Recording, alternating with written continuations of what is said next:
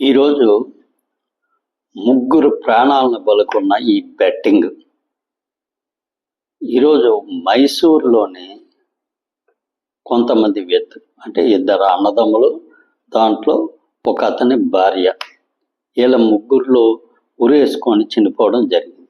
దీనికి కారణం బెట్టింగ్.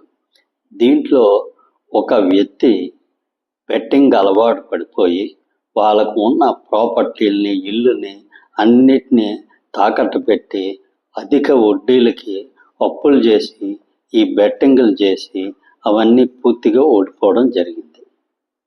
వీటి వల్ల ఇంకొక వాళ్ళ అన్నయ్య పూర్తిగా మనస్తాపం చెంది ఆయన ఉరేసుకుంటూ ఒక సెల్ఫీ వీడియో తీసి దీనంతటికి తన తమ్ముడు మరదలు కారణమే అని ఆయన ఆత్మహత్య చేసుకోవడానికి వాళ్ళ చేసిన అప్పుల వల్లనే ఆత్మహత్య చేసుకుంటున్నానని ఒక వీడియో చేసి ఆయన ఉరేసుకొని చనిపోవడం జరిగింది.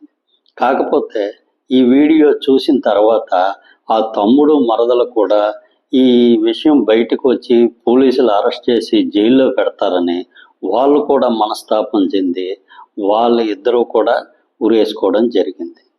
ఈ విధంగా ఈ బెట్టింగ్ అనేది ఎంతోమంది వ్యక్తుల ప్రాణాలతో ఇబ్బంది పడుతున్నారు. కాబట్టి ఈ బెట్టింగ్కి వీలైనంత వరకు దూరంగా ఉండండి. మనుషులు అనవసరంగా ఈజీగా వచ్చే ఈ డబ్బుల కోసం పరుగులు పెట్టకండి.